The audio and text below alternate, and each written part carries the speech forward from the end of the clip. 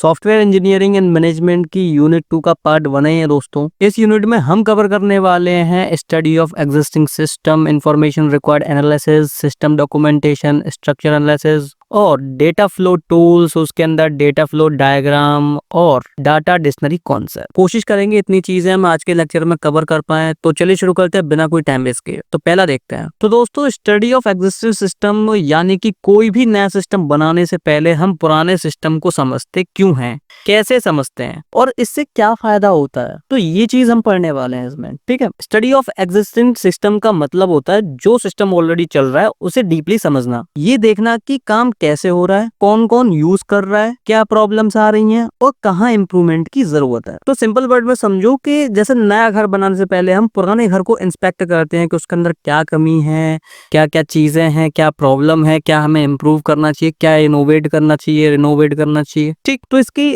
Definition है, study of existing system is the process of collecting information about the present system to understand how it functions and to identify its strength, weakness and improvement opportunities. तो उससे क्या समझ में आएगा? इसका मतलब ये है कि स्टडी ऑफ एग्जिस्टिंग सिस्टम का एक ऐसा प्रोसेस है जिसे हम करंट सिस्टम के बारे में सारी इंफॉर्मेशन कलेक्ट करते हैं ताकि हम समझ सकें कि सिस्टम कैसे काम करता है, उसकी स्ट्रेंथ, वीकनेस और इम्प्रूवमेंट एरियाज क्या होंगे, ठीक है। तो अब देखते हैं ऑब्जेक्टिव और पर्पसेस। ये स्टडी इसीलिए की जाती है ताकि न्यू सिस्टम परफेक्ट बन सके।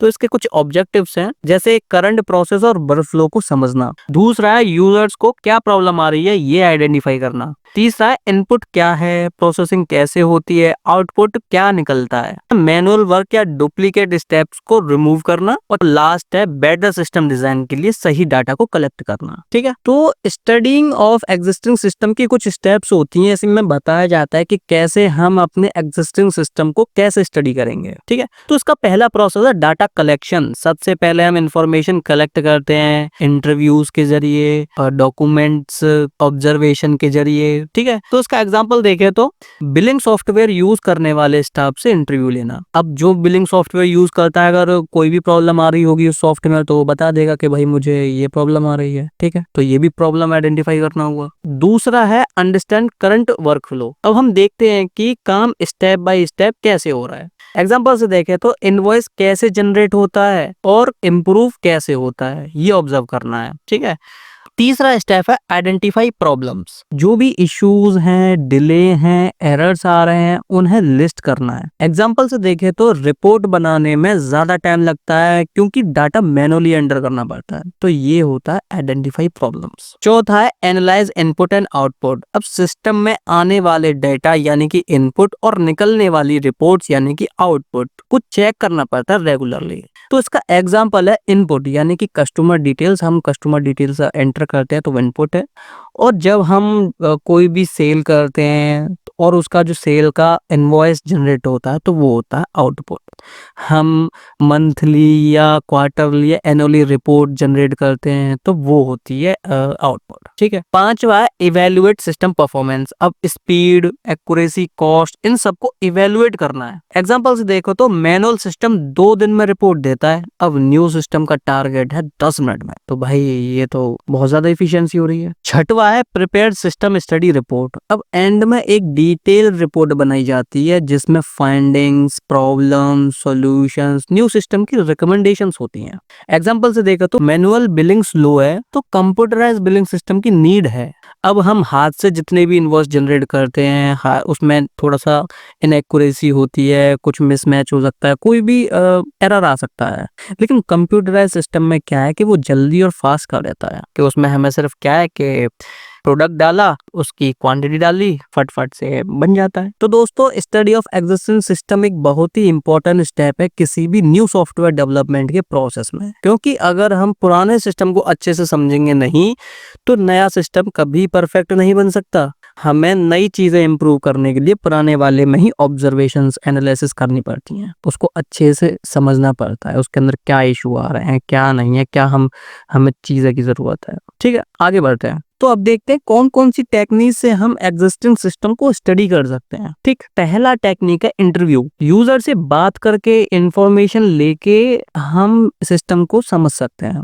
एग्जाम्पल से समझो तो अकाउंटेंट से पूछना मैनुअली सिस्टम में क्या प्रॉब्लम आ रही है। दूसरा टेक्निक है क्वेश्चनेयर। अब यूजर को फॉर्म दे दो, एक वो फिल करके दे देगा कि ये दिक्कत है, ये दिक्कत है, ये बढ़िया, ये सही है, ये जरूरत है। ठीक है। तीसरा है ऑब्जर्वेशंस। ऑब्जर्वेशन में क्या होता है कि हम चीजें खुद लाइव देखते हैं, काम को होते हुए लाइव देखते हैं। ठीक है। एग्जाम्पल से देखें तो डाटा एंट्री क्लर्क का काम ऑब्जर्व करना कि वो किस तरीके से डेटा को एंटर कर रहा है, कैसे डेटा एंट्री कर रहा है। ठीक है। चौथा है document review. Old report, form, register देखना, उनमें एनालिसिस करना, देखना पुरानी चीजों को कि क्या प्रॉब्लम थी उनमें। अब मान लो कि एग्जाम्पल से देखें तो पुराने इनवॉइसेस में क्या प्रॉब्लम है, लेजर चेक करना, एनालिसिस करना। ठीक। अच्छा, एक जरूरी बात और, अगर आपको मेरी वीडियोस पसंद आती हैं, मेरा पढ़ाया, मेरी एक्सप्लेनेशन आपको पसंद आ रहा है, समझ में आ रहा है, तो वीडियो को जरूर लाइक करना और चैनल को सब्सक्राइब करना मत भूलना।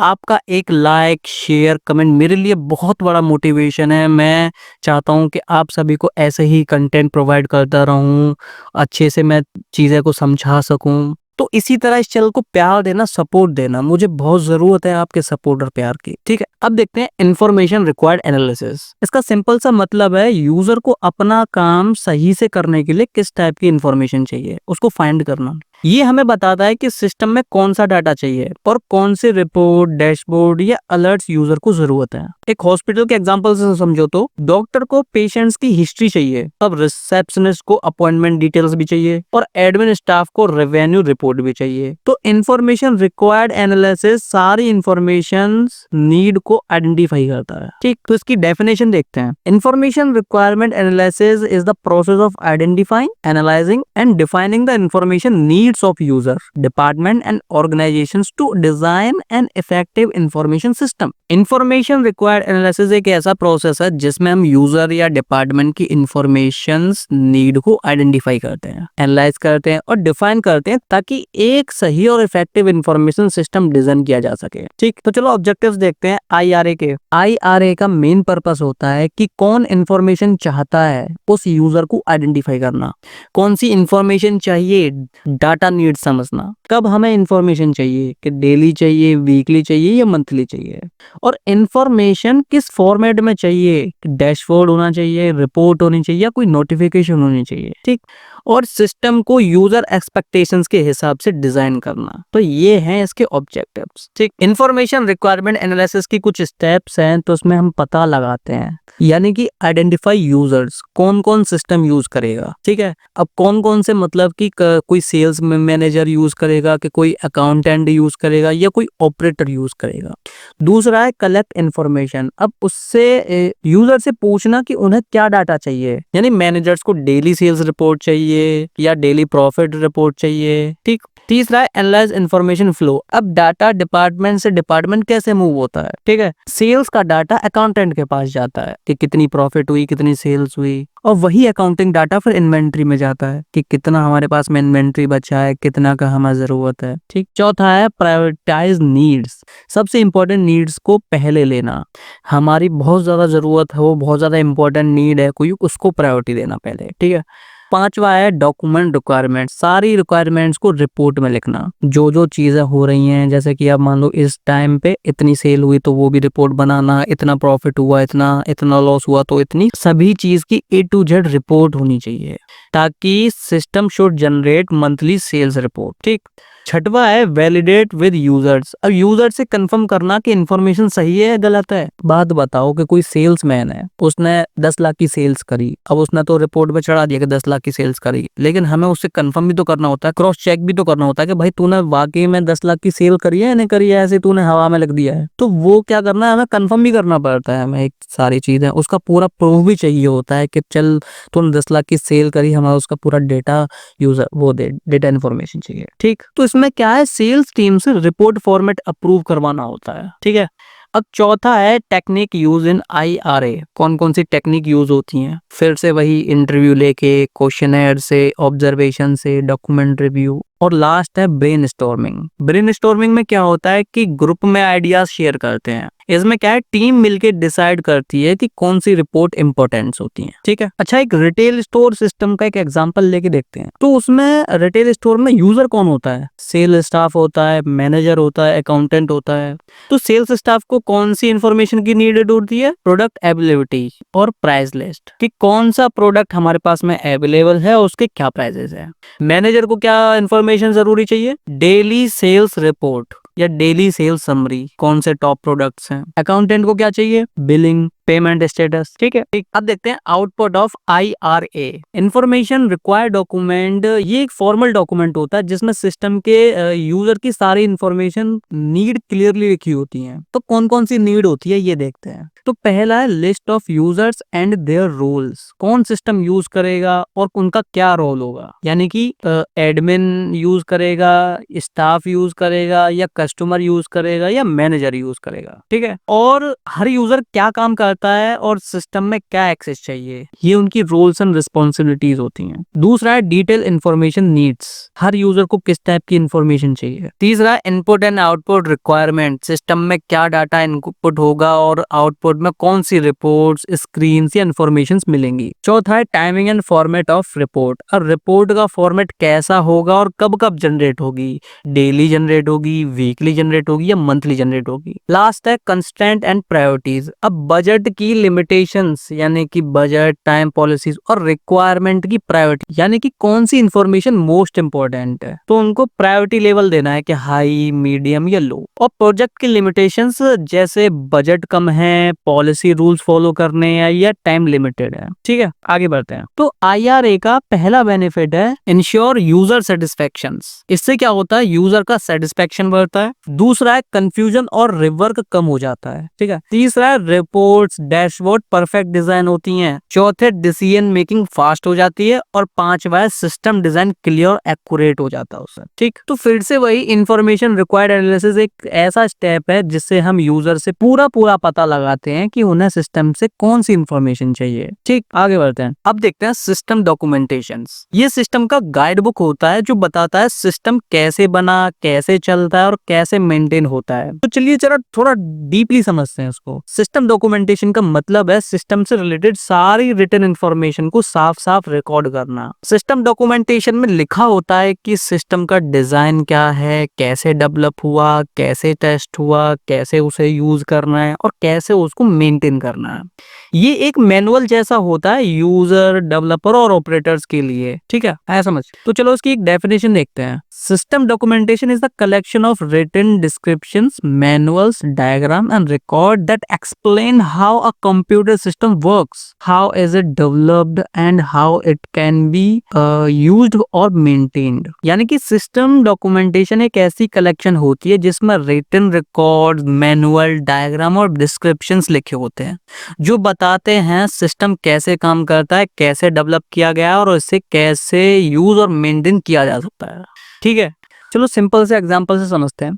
सोचो कि आपने एक लाइब्रेरी मैनेजमेंट सिस्टम डेवलप किया है। इस सिस्टम की डॉक्यूमेंटेशन में ये सब चीजें होंगी। तो पहला होगा how the software was design, यानी कि सिस्टम का डिजाइन, मॉड्यूल और आर्किटेक्चर कैसे बनाया गया है। दूसरा है व्हाट टेक्नोलॉजीज वर यूज्ड, कौन से टूल्स, लैंग्वेज और डेटाबेस यूज हुए हैं, जैसे पाइथन, MySQL या ETC, पता नहीं क्या। तीसरा है how to install it, software को इंस्टॉल करने की स्टेप बाय स्टेप इंस्ट्रक्शंस भी लिखी होंगी उसमें। चौथा है how a librarian can issue a written book, librarian के लिए यूजर गाइड, कैसे लॉगिन करना है, बुक इशू, रिटर्न कैसे करना है और फाइन कैसे चेक करना है। लास्ट है what to do if there is a system error, अब यानी कि ट्रबल शूटिंग स्टेप। एरर आए तो क्या करें, किस फाइल को चेक करें, किस एडमिन को कांटेक्ट करें। ठीक है, आया समझ? तो क्यों ये डॉक्यूमेंटेशन जरूरी होती है? अगर ओरिजिनल जो डेवलपर है कंपनी छोड़ दे तो तब भी कोई न्यू पर्सन इजीली सिस्टम को समझ सके, उसे मेंटेन कर सके। ठीक है, तो इन्हीं डॉक्यूमेंट्स को फॉलो करके वो सारी चीजें हम यूज कर सकते हैं, मेंटेन कर सकते हैं, समझ सकते हैं, उसका एक यूजर मैनुअल के थ्रू। ठीक, तो पर्पस क्या होता है सिस्टम डॉक्यूमेंटेशंस का? पहला है to record complete system details for future reference, future reference के लिए कंप्लीट रिकॉर्ड बनाना, ठीक, डेवलपर्स को सिस्टम समझाने में हेल्प करना, यूजर्स को सिस्टम सही से ऑपरेट कराना और मेंटेनेंस और अपडेट इजी बनाना। लास्ट है टीम मेंबर्स चेंज होने पर कंटिन्यूटी मेंटेन करके रखना। ठीक है, अब देखते हैं types of system documentations. System documentation 3 main categories में डिवाइड होती है, यूजर डॉक्यूमेंटेशन और सिस्टम डॉक्यूमेंटेशन और ऑपरेशन डॉक्यूमेंटेशन। तो चलो एक एक करके समझते हैं इसको। यूजर डॉक्यूमेंटेशन का मतलब होता है एंड यूजर के लिए बना डॉक्यूमेंटेशन जो बताता है सिस्टम को डेली यूज कैसे करना है। ठीक है, तो इसमें कंटेंट्स इंक्लूड होते हैं जैसे कि login step, feature uses guide और menu explanation, troubleshooting steps वगैरह। ठीक, अगर एग्जांपल से देखें तो किसी बैंक की यूजर गाइड है, न्यू कस्टमर अकाउंट कैसे बनाएगा, दूसरा लोन फॉर्म कैसे फिल करेगा, तीसरा लॉगिन एरर का सॉल्यूशन कैसे सॉर्ट करेगा। ठीक है, तो इसका इंपॉर्टेंस क्या है कि नॉन टेक्निकल यूजर के लिए इजीली सिस्टम यूज करना हो जाता है, इससे आईडी टीम पर डिपेंडेंसी कम हो जाती है, ट्रेनिंग टाइम भी बच जाता है। ठीक है, अब भाई तुम्हें कोई भी चीज है वो हम तुम्हें सेल कर रहे हैं तो तुम्हें सिखाने थोड़ी आएगा कोई बार कंपनी से, तो उसके साथ में एक यूजर मैनुअल डॉक्यूमेंटेशन दी जाती है कि आप उसमें चीजें देख के समझ के कर लो। ठीक, दूसरा सिस्टम डॉक्यूमेंटेशन। ये डॉक्यूमेंटेशन डेवलपर्स और टेक्निकल टीम के लिए होती है।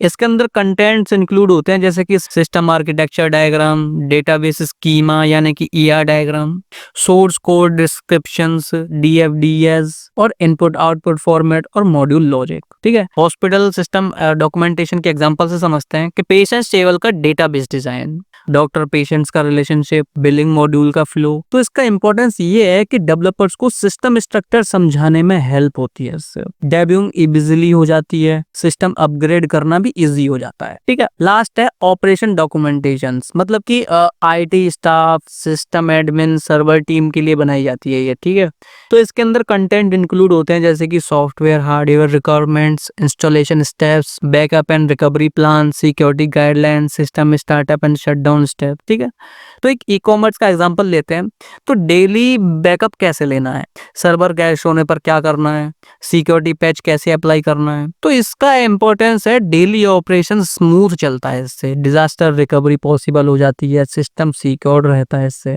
ठीक, तो कुछ एडिशनल टैब्स भी होती हैं जैसे कि ट्रेनिंग डॉक्यूमेंटेशन, इसमें क्या होता है ट्रेनिंग मटेरियल और स्लाइड्स होती हैं, प्रोजेक्ट डॉक्यूमेंटेशन यानी कि शेड्यूल्स, प्लान, प्रोग्रेस रिपोर्ट, और तीसरा टेक्निकल डॉक्यूमेंटेशन यानी कि एपीआई डिटेल्स और इंटीग्रेशन गाइड्स। तो अब देखते हैं इंपॉर्टेंस या बेनिफिट्स ऑफ सिस्टम डॉक्यूमेंटेशंस। तो पहला बेनिफिट है नॉलेज शेयरिंग, सिस्टम समझना इजी हो जाता है इससे। अगर कोई मैनुअल या यूजर मैनुअल बुक है आपको दी जा रही है तो उससे आपको सिस्टम को समझने की नॉलेज शेयर करी जा रही है। दूसरा इजी मेंटेनेंस, बग्स फिक्स करना सिंपल हो जाता है इससे। अगर आप खुद ही चीजें आप मेंटेन कर लेंगे तो आपको बार बार उसके डेवलपर से पूछना, सजेस्ट करने का टाइम बच जाता है। तीसरा है training new users, new staff जल्दी सिस्टम यूज करना सीख जाते हैं इससे। चौथा है कंटिन्यूटी, डेवलपर्स अगर चेंज भी हो जाए तो तब भी काम स्मूथली चलता रहता है। पांचवा है रेफरेंस गाइड, अब ऑडिट्स, टेस्टिंग, रिव्यूज के टाइम यूजफुल हो जाता है ये। ठीक है, और लास्ट है फ्यूचर इंप्रूवमेंट्स, अब न्यू फीचर ऐड करना भी इसमें इजी हो जाता है इससे। ठीक, आगे बढ़ते हैं। अब देखते हैं कॉन्सिक्वेंसेज ऑफ पुअर डॉक्यूमेंटेशंस। पहला कॉन्सिक्वेंसेज है डिफिकल्ट टू मेंटेन और अपडेट सिस्टम, डॉक्यूमेंटेशंस ना हो तो सिस्टम को अपडेट करना और बग्स फिक्स करना मुश्किल हो जाता है। दूसरा है हार्ड फॉर न्यू यूजर्स और developers to understand, new staff या डेवलपर्स को सिस्टम समझने में बहुत टाइम लग जाता है। तीसरा है increase time and cost in troubleshooting, अब एरर्स ढूंढना, सॉल्व करने में भी एक्स्ट्रा टाइम और कॉस्ट लग जाती है। चौथा और लास्ट है लॉस ऑफ नॉलेज इफ की स्टाफ लीज, अगर इंपॉर्टेंट डेवलपर या स्टाफ चला जाए तो उनका नॉलेज भी चला जाता है, सिस्टम मैनेज करना बहुत टफ हो जाता है। तो ये सारी प्रॉब्लम्स, ये सारे कॉन्सिक्वेंसेज हैं अगर पुअर डॉक्यूमेंटेशन हो तो। ठीक, आया समझ? अच्छा बच्चों, आज के लिए सिर्फ इतना ही, बाकी के टॉपिक्स हम कवर करेंगे नेक्स्ट पार्ट में। वीडियो अगर पसंद आई हो तो चैनल को जरूर सब्सक्राइब करना, वीडियो को लाइक करना, अपने दोस्तों को भी शेयर करना ताकि वो भी फायदा उठा सके इन वीडियो लेक्चर्स का। जब तक के लिए गुड बाय एंड टाटा, और इसी तरह से इस चैनल पे ऐसे ही प्यार देते रहना।